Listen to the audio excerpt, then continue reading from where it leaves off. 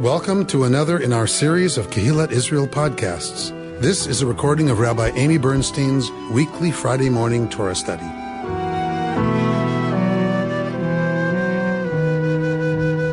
We have to remember, going into this week's Parsha in particular, that we are dealing with a very specific time and a very specific place. This is obviously, once we read it, you'll know what I'm talking about. Obviously not how we would categorize life. It's not how we would go about certain things and how we think about things, which is a good thing. One of the pieces I'm going to give you discusses that we don't think about things this way anymore, and the way that that's a good thing. It's a different world, the world of Leviticus. It's a different understanding of how the universe is put together. So we're allowed to have our feelings about how how not sighted like we are this is. And the work always, as an anthropologist, as an English, a student of English literature, the teaching is always we have to try to appreciate the text in its own context first, to understand what it's trying to say in its time.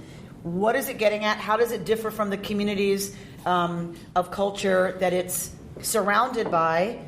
What can we learn from that? And then we can have our own responses, in our own time about this. And so we'll just move into chapter 21. Somebody want to read? Adonai said to Moses, "Speak to the priests, the sons of Aaron, and say to them, none shall defile himself for any dead person among his kin, except for the relatives that are closest to him, his mother, his father, his son, his daughter, and his brother. Also for a virgin sister close to him because she has not married. For her he may defile himself. But he shall not defile himself as a kinsman by marriage, and so profane himself." All right, so what are we talking about? Burial? Speak to the Kohanim. So this is only for the priests. This is not, doesn't even say the Levites, right? It says the Kohanim. Why do Kohanim need to remain pure? Why? They're representing the people in the temple. So they have to be ready to do that, right? So it's not that they're necessarily doing that, it's that they have to be ready to do that. And to be ready to be called up for service means you've got to be in a state of ritual purity. So you're not allowed, you Kohanim, to defile yourselves, meaning become ritually other, ritually impure through contact with a dead person among your extended family. Remember, they lived in extended family units. The Kohanim would have been living together, right, in extended family units, except for the relatives that are closest. So mother, father, son, daughter, brother, sister who doesn't have another man who's responsible for her because she's unmarried, right? For these, he may defile himself, but not for in-laws. What about wife? So wife is not on here, right? Adam, thank you so much. Thank you so much. Adam saved us. Because the copier was not speaking to me very nicely this morning. What does defile mean? So it means to become ritually impure. The English they're choosing for that verb is defile. Does that make sense? So how do you defile yourself for a dead person? What action are you? Contact with a corpse. So touching or being within distance? Well, both become rabbinically important. Is that why the caskets are initially closed? It's what? They're closed. No. It must be more than touching.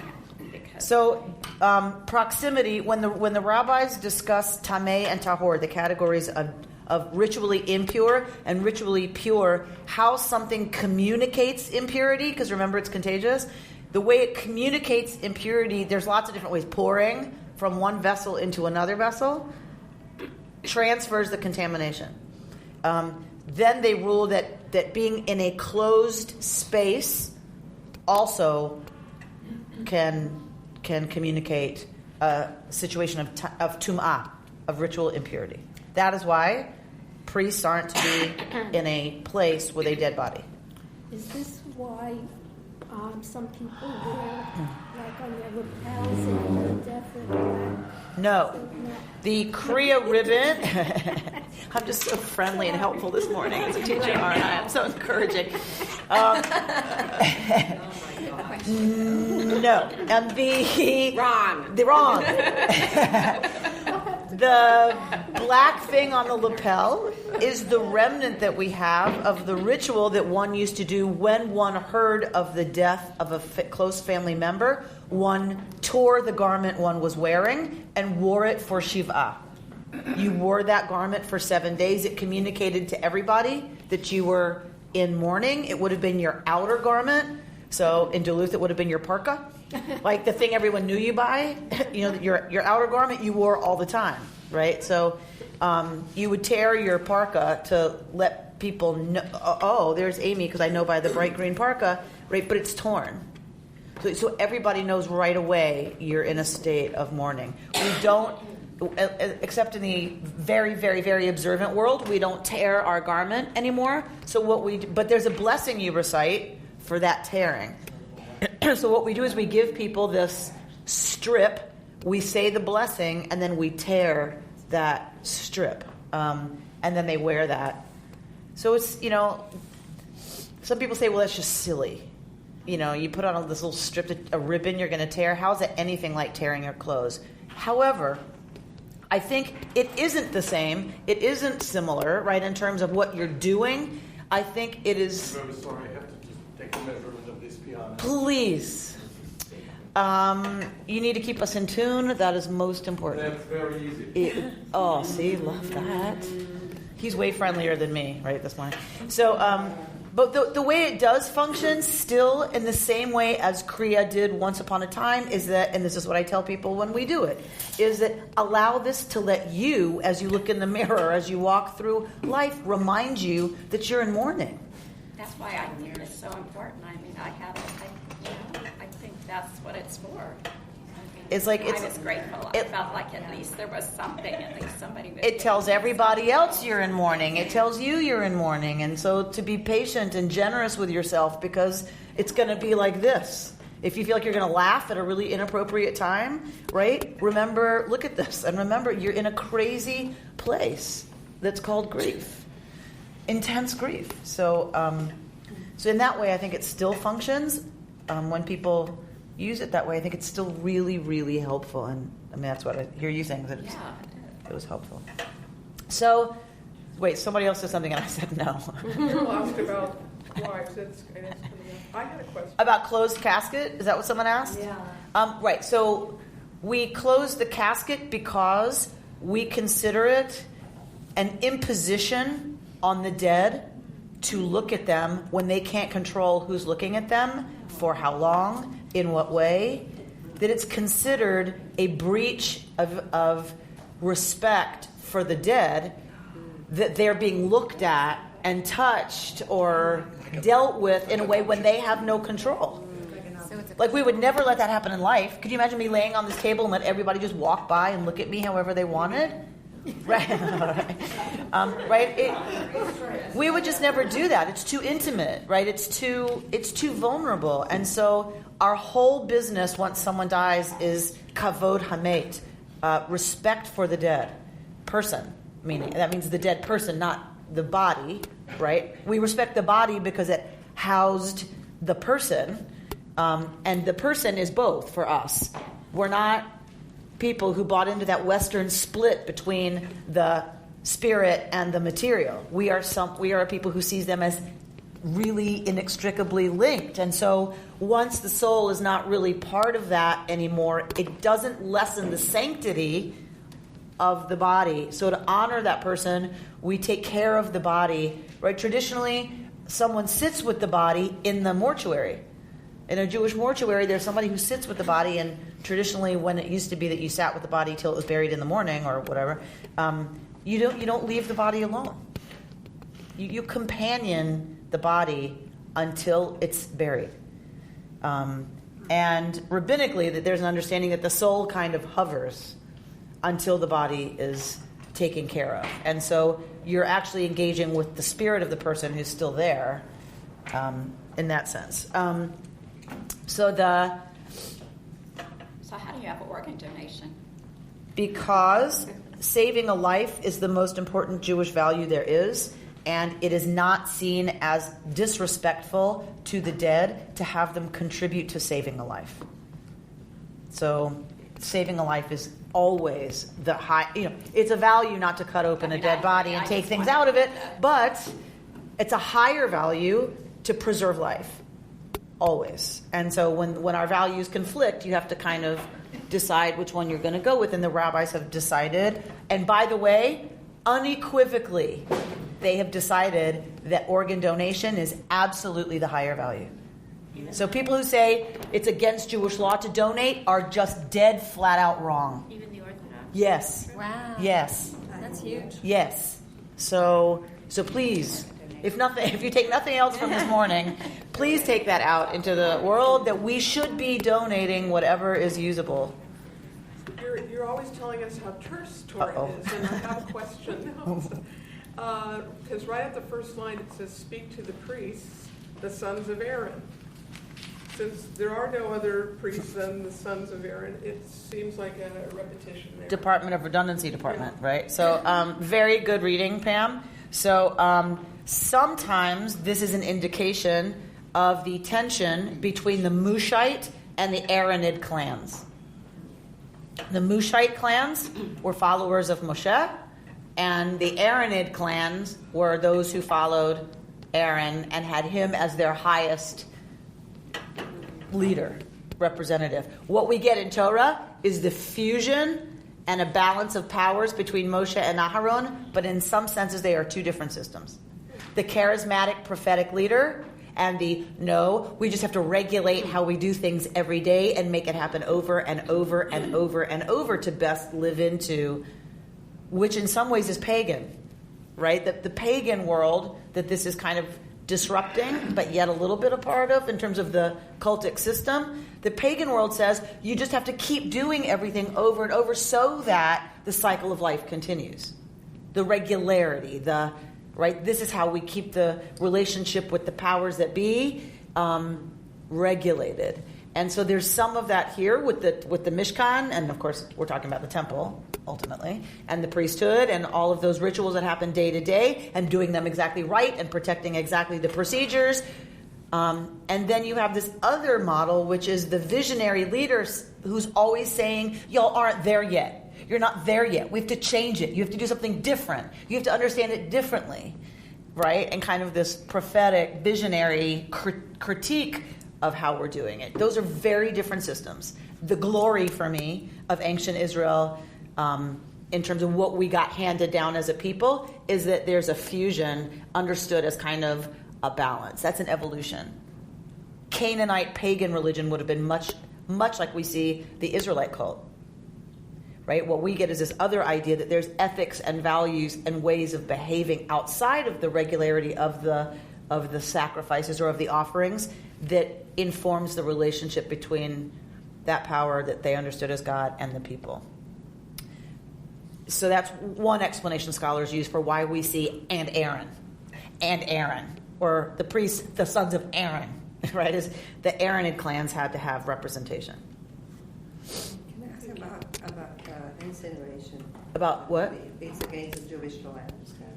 About what? To be cremation. Cremation? Yeah. So traditionally, cremation is understood as a destruction of the body that is unacceptable. It's as much cultural, I think, as anything else in terms of it's how you would have, it's how other cultures dealt with dealing with their dead was burning them. So we wanted to distance ourselves from other religious folk around. But also, I can't help but think it's also the violence of the ancient world of burning bodies. I mean, there's, it makes sense to me that we were people who resisted burning the body. Well, isn't it also associated with the Messiah idea that when the Messiah arrives, everybody will rise up? In later Jewish writings, yes. In later Jewish thinking, when you get to eschatology, when you get to end times writings, there's this notion that there's going to be physical resurrection of the body, and so the body has to be intact in order for that to happen. But that's later. But biblically, it was understood as a destruction of the body that was not respectful, to burn it. I think there's something about all the burning that took place in the Holocaust that makes cremation just very negative to me. And I don't think that's new. I mean, I think it's new, the horror of the monstrosity of how effective they were at doing it, meaning how many people. But there is a part of me that thinks that's always been kind of our response to burning. You think of the Romans conquering. They burned the body so the disease wouldn't spread. It's like it's the way you don't care for a body is to burn it. So I think we still, for us, it's the Shoah where we go, ugh, right? But I think probably it makes sense to me somehow in my kishkas that always we kind of went, ugh, like that's just not. It's not a good thing when bodies are burning. It's not a respectful good thing. That's not the context one usually saw that in the ancient world. And burial is respectful because it protects the body from anything, right, happening to it after death. And in the ancient world, you would have had the issue of wild animals, right, things like that. So, of course, we have burial in caves. And also, when we talk about, there are some of us who anthropologically study this stuff, from that perspective, who see that in the ancient world we have found graves where the monument on the grave, and the way you marked the grave and protected the grave was with a pile of stones. So, whose grave was well tended? Talk to me about a well tended grave. What would that look like? A lot of stones. Huh? A lot of stones. So, is that why in modern times we take stones? So this is, for me as an anthropologist, I cannot help but think that it is a very old instinct that says a well-tended grave means someone is being remembered. A well-tended grave means lots of stones. You cannot convince me that there is not some instinct left that says, still for us, if you want to say this person's being remembered, you put a stone at the monument. Because if you go somewhere and you see a bunch of stones on a grave, what do we know? This is a teacher who's been followed by a lot of students. This is a leader who's well respected. You look at Yitzhak Rabin's, monument stone, Zichrono Livracha, may his memory be for a blessing, and it's covered in pebbles, right? And it's like the Raoul Wallenberg one,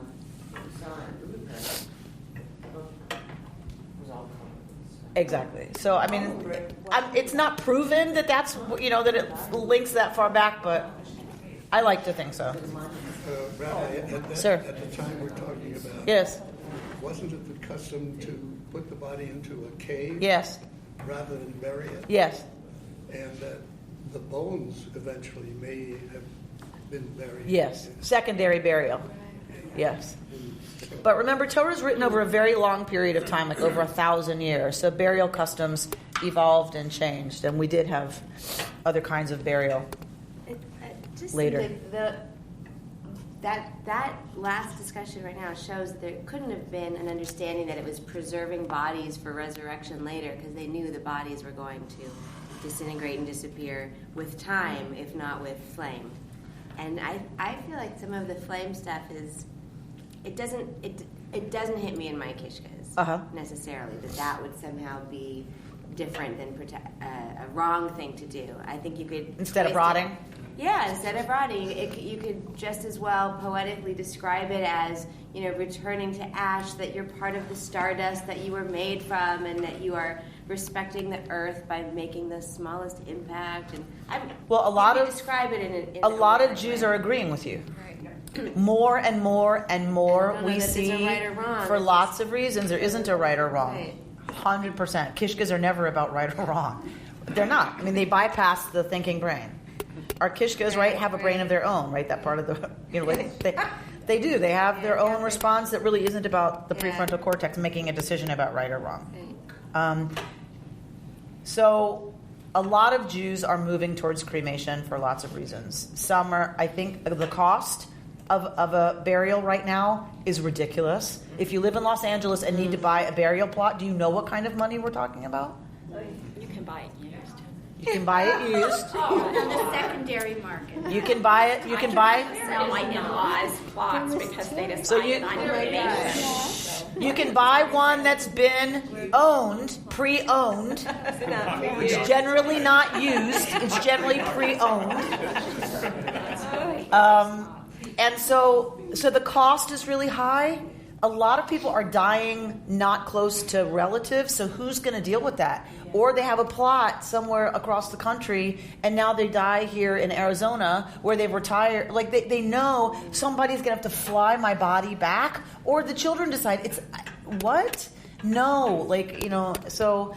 But we don't have a plot. But so for lots of green, a lot of people are wanting to preserve, and saying I don't want to take up space in the ground. I don't think it's a very good argument. My green argument is be buried in the ground. Why do you think I think that's a green argument? You just said Fertilize the soil. Fertilize the soil. Because if you have a huge cemetery, you can't put a strip mall there. Where I grew up in Atlanta, all the stuff that used to be wooded and green are now strip malls and asphalt. And parking lots for the strip malls. They put strip malls between big buildings, right? There's no green space in the city anymore except cemeteries. So no particulate matter. Go to Hillside. It is an amazingly beautiful place right in the middle, right by the 99-cent store and the 405 and the big mall, the Westfield Mall. And the way to the airport. Exactly. So where are we? All right, so here we are. We're back at the text, but it's not apropos what we're talking about. It's not completely separate, what we're talking about, because look how much energy there is. Look how much conversation there is, not even related to tum'ah, to the idea of ritual contamination, right? There's all this talk because we have a lot of energy around the issue of death. Because there isn't anything more profound for us, that we experience with loved ones, and then we know it's coming for us, even though we don't want to go there, and we don't go there a lot.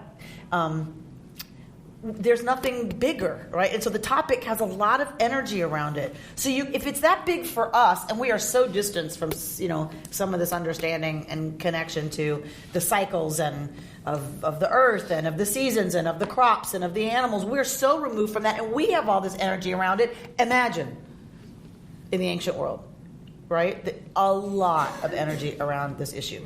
And so the whole issue of death, communicating the highest level of contamination into life, of the anti-life force, you don't get more than a person who's dead. Reuben? I wanted to get back to the text. The question, why is ritual impurity so important, or why is ritual impurity so important? And there's an explanation here that I think works for me. You want to share it? Yep. It says here, this sort of impurity profanes the sanctuary or sacred objects, and thus drives out God's presence. And that's the item that I think we seem to miss. That the point is that when you have ritual impurity, God is not there. So that's the story. Thank you, Reuben, for bringing us back to the point of tum'ah and tahara. It is not about something being bad, which is what we tend to go to. It's not about bad. It's about other than the divine, which is only pure and only holy. All pure, all holy, can't exist, like Reuben says, in a place with tum'ah. It can't be there. So the idea is you want the divine presence among the people as much as possible. So that means staying in a state of ritual purity as much as possible. So what is more other than God, the source of life? What is the antithesis of that? Death. So we also need to be clear, it's not the dead body that's communicating the impurity. What's communicating the impurity is death. Death is the anti-life force. We are a people that is all about affirming life. And so that is the biggest challenge to life, death. Okay. So, how do we know it's not bad? The priest may not come into a state of tum'ah to bury a dead person, because that requires too close a contact to the death force, except for a close family member, in which case he's supposed to do it, right? He's allowed to do it, which tells us it can't be bad, because a priest would never be allowed to do something bad. Never.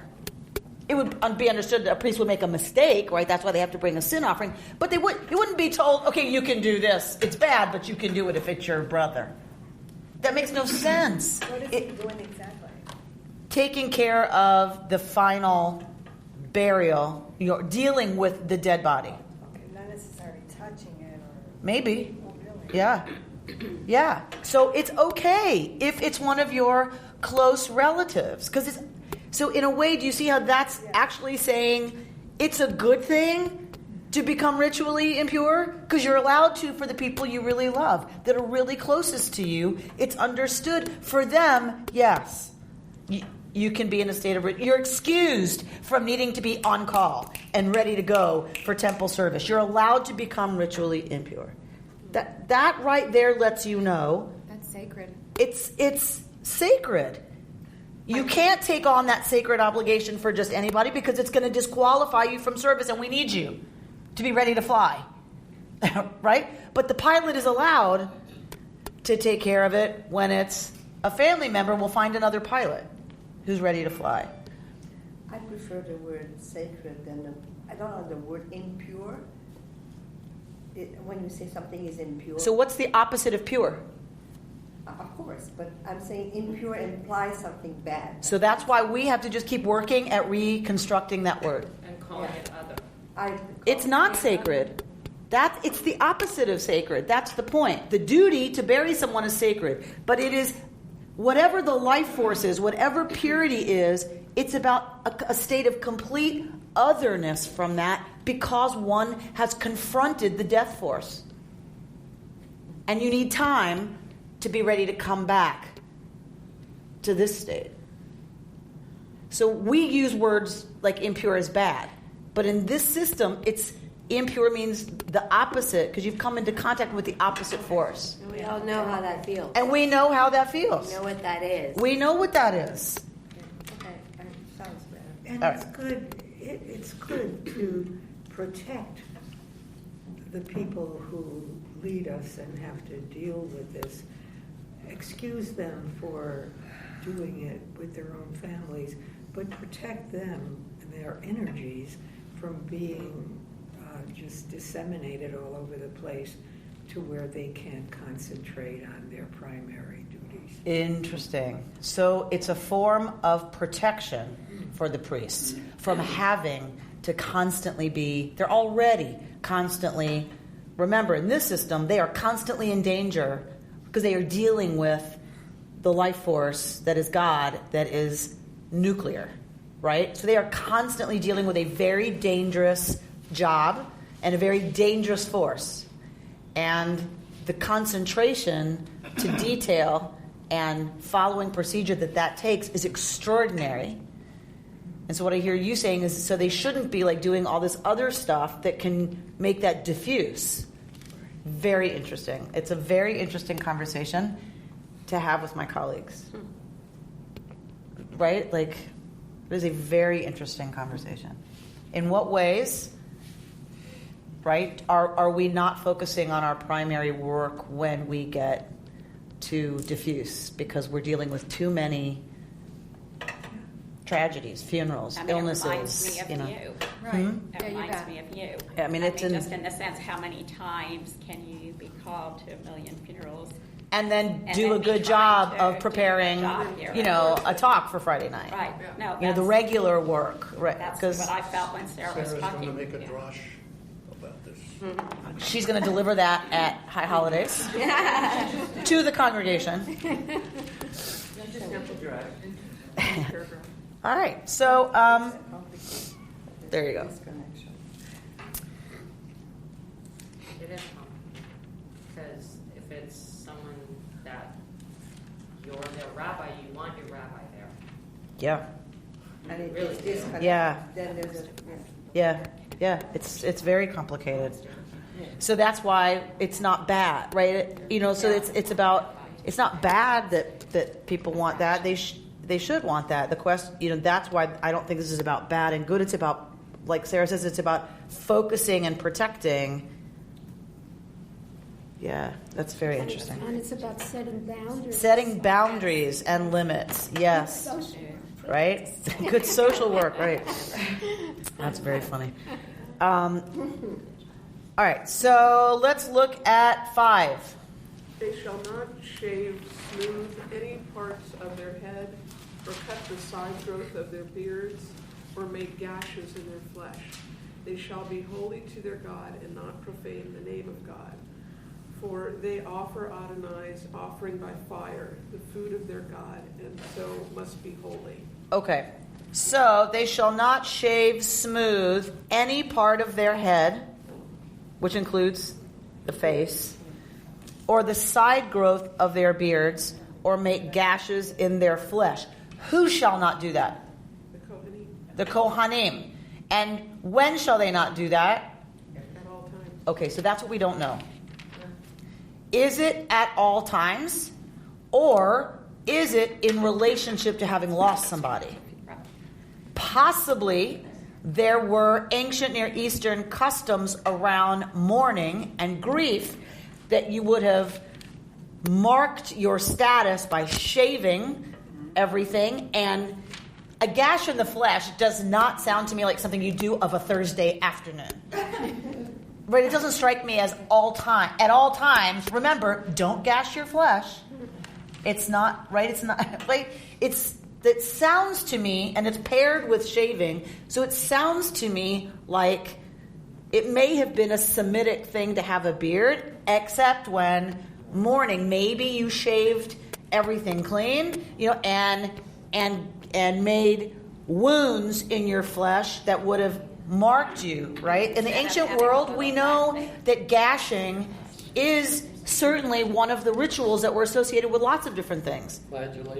Flagellation was one of them, right? But also scars. Raising scars on the skin marked you maybe as someone who's lost a father. Maybe it marks you as someone who's lost a child, right? We don't know. We have some record of some of this. We see some of it if you look in African cultures. You still see a lot of this rites of passage involve scarring on purpose the skin in a pattern with a very sharp instrument. So it's possible that's what it's talking about. Is you priests have to be extraordinarily careful. You have to have different boundaries even than everybody else, and it can't look like for 5 seconds that you're doing what neighboring cultures do around grief and mourning. It actually says here that shaving the hair, pulling out were rites of mourning in the ancient world, and the Torah and its followers sought to prevent scarring. There you go. Right, a lot of the stuff that makes not a lot of sense to us is about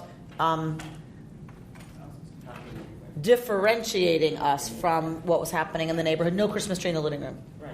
Right? It's not that trees in the house are bad.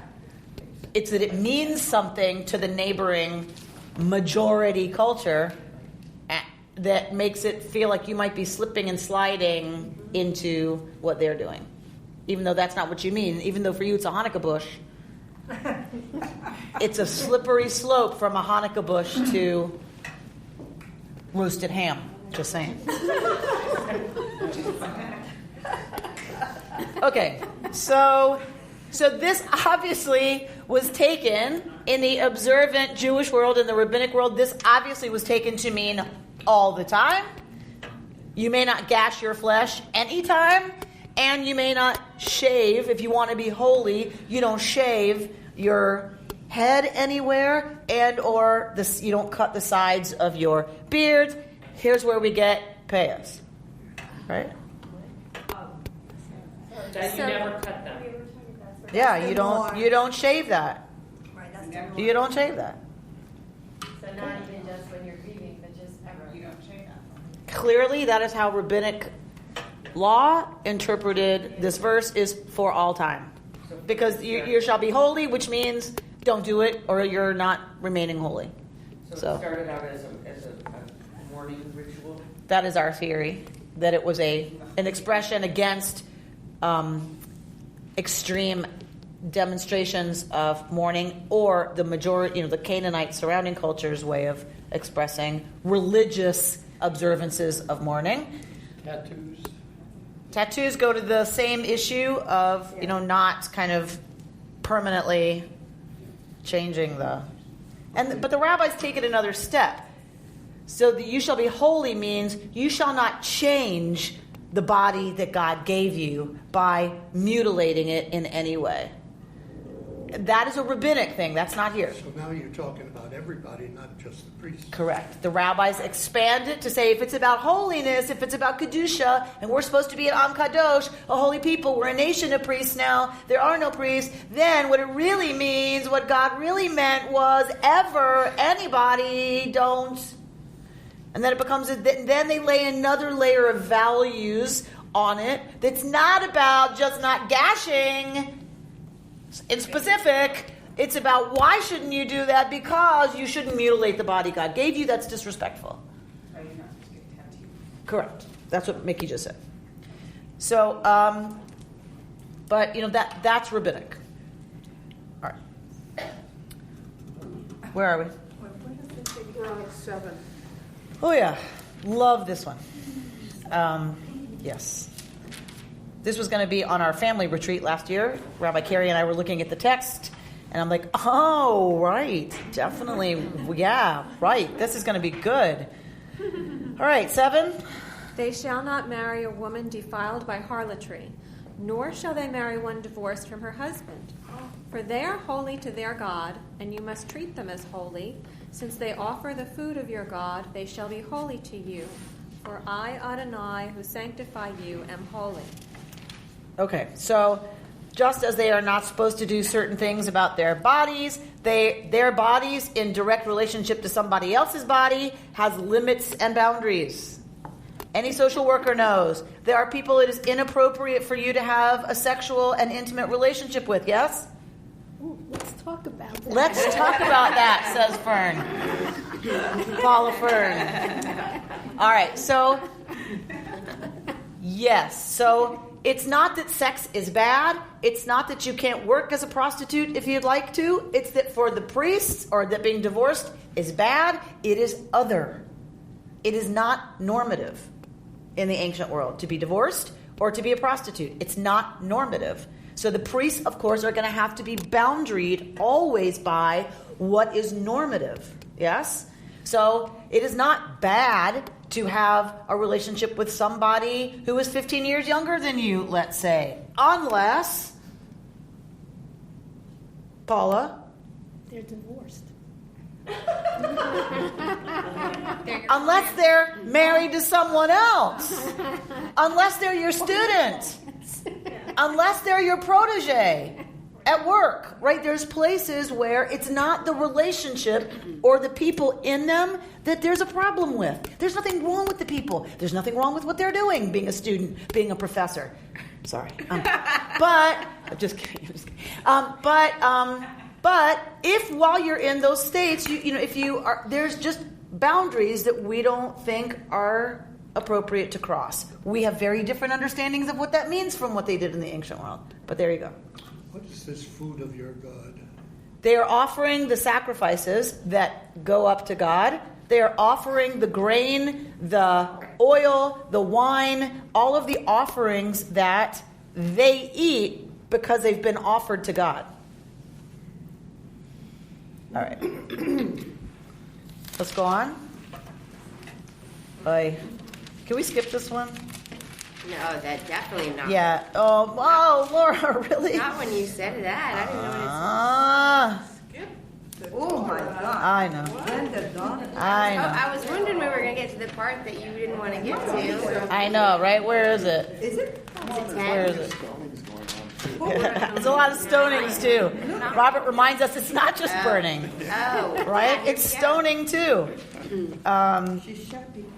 Actually, I do want to go to the part that I want to get to. You get tooth eye for So the other point of Emor where people, another category, right, that's difficult for us, is look at 17, 22:17. She did skip. I totally like. Yeah.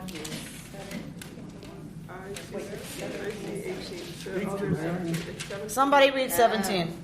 Speak to Aaron and say, no man of your offspring throughout the ages who has a defect shall be qualified to offer the food to his God. No one at all who has defect shall be qualified. No man who is blind or lame or has limbs too short or too long. No man who has a broken leg or a broken arm, or who is a hunchback or a dwarf, or who has a growth in his eyes, or who has a boil, scar, or scurvy, or crushed destiny. My goodness. Yes. No man among the offspring of Aaron, the priest who has a defect, shall be qualified to offer the Lord's gift. Having a defect, he shall not be qualified to offer the food to his God. Okay, so we blue eyes and blonde hair. Take and pass. So so already we're getting all of these categories and all these boundaries that like just are hard for us, right? Unacceptable. They're unacceptable, says Paula to us, as categories that should remain in any way. Right? It's like we've evolved so far past an understanding such as this one, and yet, I was reading a commentary on this portion by my friend and colleague, Rabbi Josh Lesser, who is the rabbi of the Gay and Lesbian Synagogue, or the Reconstruction Synagogue with special outreach to gays and lesbians in Atlanta, Georgia, my old congregation. And he wrote a commentary that I found very interesting. I didn't bring it for you because there's a couple of others here that are really nice. But Josh made he has this amazing insight as a gay man about how we look at this and go, ew, right? Like imperfection, like that anybody would in any way be ableist, or, somehow think that perfection is, and he goes, go to any gay men's bar. Look at any gay male magazine. Be a gay man trying to live with a regular body, and you find it is still here. We say we're past this. In fact, we are nowhere near past this. That the pressure on gay men to be thin, to be buff, to be beautiful, to be groomed, to have beautiful clothes, right? That the pressure on them and the pressure that is internalized, right, is really very similar to the kinds of things we see expressed here. And we are so horrified by this. And yet, if you look at a magazine, what women aren't we so close, all of us, each of us, to the ideal of beauty in our country, right? Don't you feel when you open a magazine that it expresses who you are? Don't you feel good about yourself when you see billboards? Don't you feel good about yourself when you see even TV shows? Especially if you're an older woman. Especially if you're an older woman. Because in this list, we might as well put old. That's right. And that means over 21. As defined by our culture, for sure, right? Like, you're already over the hill as a model at, 20. So on the one hand, we tend to go, oh, thank God we are so far past this. And then I read Josh's article and went, wow, right? We are not anywhere near past this. Well, Rabbi, a lot of the pressure you're talking about is within that culture. It's the homosexuals who want, who judge other homosexuals that way. Sure. So what he's saying is... I don't care if a homosexual is sloppy, but...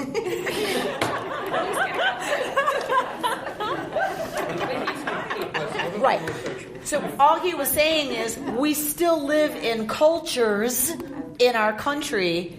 That's the one that's most glaringly obvious for him, where we're not past this. We say, I'm so glad we've evolved. And yet... he made the connection, like studying this parsha, and actually he was talking about working with people with disabilities. He made a connection between the pressure that we feel to be perfect, physically perfect, right? How many people spend how much money, time, energy, pain on the bicycle, whatever it is, right? Yeah, right, sure. to be... I know we're doing it to be healthy. I know that. And there's this pressure. Surgeries. Right? Surgeries. And there's this real pressure to be perfect or closer to the ideal, whatever that is. Now, we get a list of what perfect means in the ancient world here that we might go, okay, whatever. But can you imagine a Miss America in a wheelchair? Amen. Wouldn't that be good? Right? I can't. I think, though, that we have, we have a culture of perfection and what the ideals, and they always have had, and whatever the ideal is has changed. But we do also have idealistic notions of what should be. We have Americans with Disabilities Act, where we want to strive towards, but we know that the right thing is that everybody should be included. We may not say, ooh, I want to look like that. Ooh, I hope that my child is born with 3 fingers. But we do strive to say that doesn't matter. That doesn't define people, and we want to bring people in. So why do we need a law? That's what I'm saying. We know that we're not there. And that's why I still get to sue people, because they don't know. They're not educated. They make mistakes. And we have this law because in our ideals, we want to not be that way. Yes. Because our idea has changed, thank God. But not of the idea of perfection. Maybe But, that's right. different things. Maybe the idea of inclusivity and access and opportunities, that's different than saying you are, going to be on the cover of Vogue. So the piece that I gave you, inclusivity and access, obviously last night I was like, okay, how much can I give them? Right, to deal with this. But this piece is about exactly that, which is, yes, we still have this complicated relationship to the ideal of perfection. And as soon as the priesthood was destroyed, the rabbis so shift the focus that it's now about inclusivity, that everyone can pray. Everyone is welcome, right, at the service. Everyone has access to the text.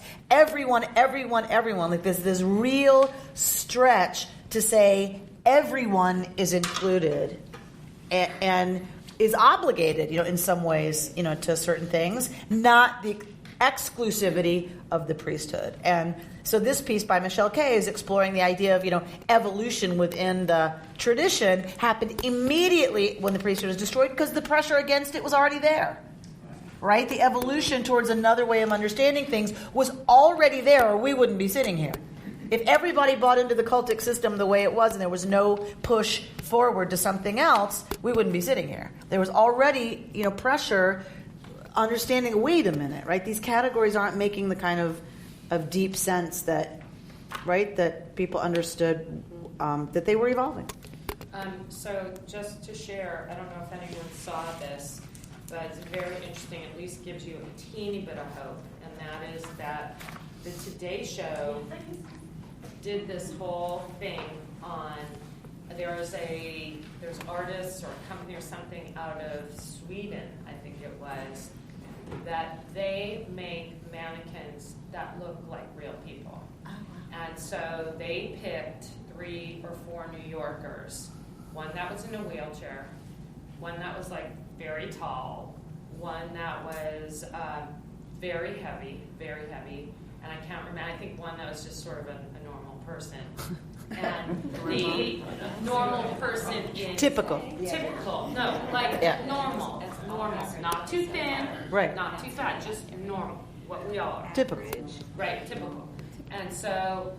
That's the language people use who are dealing with people who are not typical, right? Is the typical is the politically correct term. Let's just put it this way. Not a model, just a typical person. Yeah. So they spent time with these artists, each individual person, and they revealed, after spending all this time, what a mannequin of yourself. And the question was, looking in the mirror, is this how you see yourself? And they unveiled it, and it was really so interesting, and they all were very, very different, of course, than each other's and what you would see in the store. And one thing that one of the anchors said was, which store is going to step up and use these first? Right. And design clothes like to go on them that would actually go on them and look right. It's like even the clothes that are available to buy are for those mannequins, right? I look at the fashion today, like for women, and I go, are you kidding me? I could know you have to be 12 years old and stick thin, not having gone through puberty yet, to get into any one of those skirts. Right? I can only buy a skirt at a thrift store. Yeah. My granddaughter, Amanda, who tells me there's a new trend for models to be in their 30s and 40s. I can't wait to see that be normative. Linda? I think that part of it is because of taking this whole perfection thing to like a whole new level, because everything is airbrushed. Like even the models that you see are not the real bodies. They expand their thighs, they expand, and I think people are just sick of it. And there's kind of a backlash of, okay, enough of that. Let's go back to people appreciating people's, like there's the Dove Beauty campaign. I don't know if anybody's seen that. Right. Yep. Real girls. The Today Show this morning had this famous designer have women of all different shapes and sizes come out in their underwear. Oh, yeah. Oh, my God. Oh, there's and be on the Today Show with their body just as it is, So there's a lot of things in the media now. But my understanding is the Dove campaign didn't do well. People reacted negatively, and Dove had to pull it. Because people said, I do not need to see that woman in her underwear. Like, I do not need to see... I can see her in the mirror. I can see her in the mirror.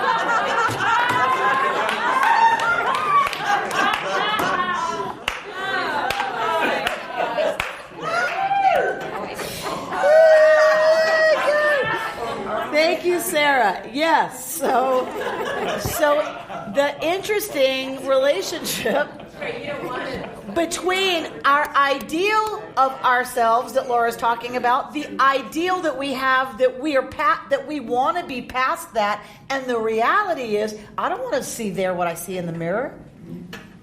Ugh, right? Right? I want, we want to be past something that we're still hardwired in some way, not to be past. We start doing that to our own children when they're young, the way we dress them, and here they are. We want them to be looking perfect and cute and all of that stuff. Right?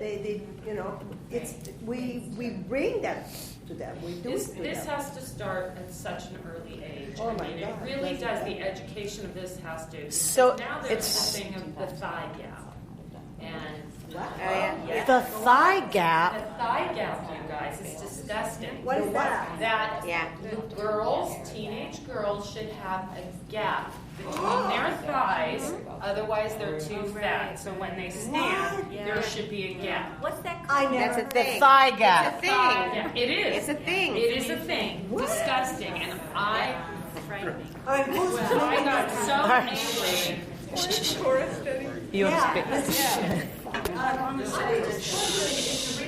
obviously this is a hot issue. And we think it has to do with us right now. And I read all the magazines and blah, blah, blah. But it clearly, I mean, if you look at the book, it's human. Maybe it is the expression of the opposite of the death force, but the life force is it's a sexual thing, right? We are hardwired to respond to what we think of as that, I don't know, what we automatically respond to, I guess. So maybe that's why this ideal developed. So yes. So as an anthropologist, I love that we can go back to, okay, there are just some things that are hardwired because we are creatures, right? Creatures are drawn to mate with the healthiest example of creatureliness for that species possible so that our offspring have the greatest chance of survival. And so, we know that the women having red lips, right, is about, a state of health, a state of, whatever, that the, in a minute, Blanche, that the, the curved, the hips thing, the waist, having a defined waist means she's not pregnant. So she's available, right? And breast meat fertile. So all of that stuff that she's the right age, she's fertile, she's not pregnant, right? All those triggers for this would be a good choice are hardwired, 100%. So there's always this pull between our creature side and our ideals that are about mind, heart, values, consciousness, spirit, God. They're both there. And it's always this interplay between them that is really dynamic. And there are some issues that are going to be with us forever because we're human. And you're right, attraction is one of them. And it's so non-choice based. Right? Like what we're attracted to, trust me, is so not choice based, right? It is what it is. And that is just a reality that I think Torah, like there's that famous midrash I've told you about where the angels go to God and go, really?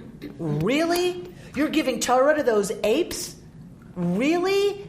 They're gross. Have you smelled one of them recently? To humanity, you're giving the greatest gift ever, the Torah? How? Master of the universe, could you do this? And of course, the answer in the Midrash is God says to the angels, do you steal? Do you murder? Do you cheat on your spouses? No. Why? Because they don't have any of those creaturely things. And it's understood that Torah is to mitigate, to put boundaries and limits on, to live into the ideals of what we aren't yet. Torah, that's its point. We don't need it without that, right? Without those things that pull us as creatures, as humans, towards something that we decide out of our ethics and values and consciousness is wrong, because that's a category known only to human beings, wrong. Right and wrong, that Torah is all about exploring how do we sanctify those appetites, in the language of Rabbi Harold Kushner. How do we sanctify hunger? How do we sanctify sex? How do we sanctify rest? These are just basic, built-in, creaturely human needs. When we put thoughtful limits and boundaries on them, we then can harness them and allow them to be expressed freely and blessedly. Blessedly. It is a mitzvah to have sex. It is a mitzvah to have sex on Shabbos. Double points. You get the sex mitzvah and oneg, pleasure mitzvah, on Shabbos, on holidays, right? So it's not just, it's okay, we'll put limits on your sexuality because after all, you have to do it. It's what I love about our tradition is that it says that's a good thing that we have this impulse. It's a good thing that we have this instinct because we wouldn't have children otherwise, if you're thinking typically, and we wouldn't have the pleasure of our bodies that God gave us that we should enjoy. We just need to be clear about making decisions and about when is it what are the boundaries and limits around it so that we can then live completely, fully into it? Any Jewish mother, you go to her house and like start being stingy about what you eat? Oh. Come on. It is a downright insult, right? Like, we're supposed to enjoy eating. We just can't eat everything and at all times and in any way we want. You can't have a vomitorium, eat, go throw it up, and come eat again, right? That is, in Rome, that was the highest ideal you could reach, right? And Judaism would say, ew, but you better enjoy your mother-in-law's chicken soup to the fullest, right? Blanche isn't trying to say something. Yes. Well, I grew up hearing songs like, you have to be young and beautiful if you want to be loved. Oh, wow. Now, I bring that up often to males who say, why do you take so long getting ready?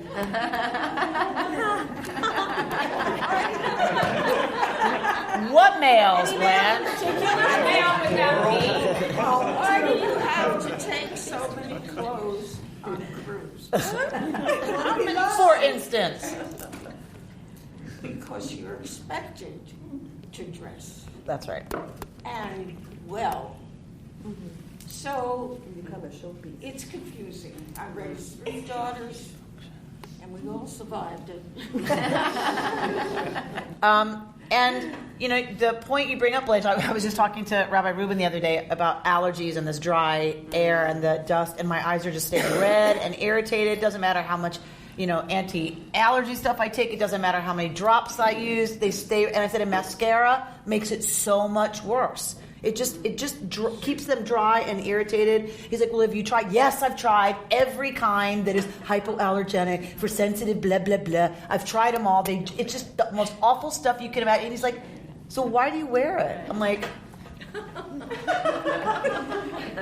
only a man could ask that question. Even a deep, wise, amazing one like Rabbi Ruth. Like, I said, because a woman doesn't look groomed if she doesn't. In this, like, even in this business, if I don't wear mascara, are you kidding me? People are going to say, I'm going to trust you with a bris? Come on. When you can't even get your eye makeup on? Right there. I need falsies or something. But the expectation is, right, that if you don't tend to that, then you're already saying something without meaning to about who you are or aren't and what you're capable of and not capable of. It's that deep, right? It is absolutely that deep. You're right. Why do we take 14 suitcases on a cruise? Because you're going to expect me to be in a different outfit in the morning than I was for the thing in the afternoon for the show at night. Right? Those are 3 different outfits. Right. I disagree. One thing, and then we're going to go to Chef of Gold. Look for Chef of Gold. Yeah, I was going to say that, especially living in Hollywood in California, it makes it even worse. Because in the culture where I came from during my father's time, if a woman did not have good meat on her, she was not considered a healthy woman. Right. Different culture have different standards, right, of beauty. Yeah. Absolutely. And it is very much culturally defined in that sense. Me and my meat have to go. So. Just one more thing. But do you have a thigh gap, though? I don't have a thigh gap. Can you all tell? I am very happy about it. I'm going to go eat now. Even the American Psychiatric Association, in their categories of what's considered, what you assess for dementia or for depression, one of the categories is self-grooming. That's right. So it's self-grooming. Self-grooming is a category that is one of the categories that indicates dementia or depression. Because we are hardwired to groom, right? We are. Have you watched a cat when they have some free time? If right? If you're not neat and well-groomed, you're not taking care of yourself. If you're not taking care of yourself, you might Something's be wrong. depressed. Right. You might be crazy. You might be nuts. You might have dementia. Right. So that's And so the standard is set by the culture we live in about what is attention to grooming. That's right. And status is tied to that, right? So people of different status have different expectations around their grooming standard, right? I don't expect the person working on the air conditioning to be dressed in something, right? I mean, and it's interesting how much is subconscious, right? How many of those things are subconscious? But anyway, all right, let's look at Rabbi Shefa Gold. Go to the second paragraph under the blessing. Yes? Where did you give that? I gave you Shefa in your packet. She may be last. No, she's not. She's in The one with the teeny tiny print. The last shall be first. And the last shall be first. Thank you, Reuben. All right. As I seek to fulfill my priestly function, because you know Rabbi Gold is always going to take the lessons of Torah and apply them to our inner spiritual lives, and it's for all time. The teaching of Leviticus is for all time. So she says, as I seek to fulfill my priestly function, right, because it's for all of us. These texts are for all of us. They are true for all time, in the way we talk about true, right? I look at the physical universe that surrounds me. I look at nature. I look into the human predicament of every person that I meet. And I cannot find something that is unblemished. The closer I look, the more imperfections I find. Everything and everyone is in process. We are all searching for balance in a world that is in flux. We are all flawed. Our physical bodies are slowly or quickly decaying. This is the paradox of Emor. I and everything that I offer is likewise flawed, marked with the limitations of my particular perspective and prejudice. And yet, the truth of perfection permeates the atmosphere of my life like a tantalizing fragrance. Emor, this parsha, is a paradox. To receive the blessing of paradox means that I must expand my embrace. I must create a wider context in which to live and encompass the contradictions that the paradox offers. To live with paradox means I must always be expanding my conceptions of reality. I live in process, continually opening to the wider view. The process itself touches me with its beauty. The paradox is that we are both perfect and imperfect at the same time. If the priestly function is to mediate between the human and divine, of course it makes sense that we are made of both. There are times when I look into this world or into the blemishes of my own character and I am shown the perfection of the whole.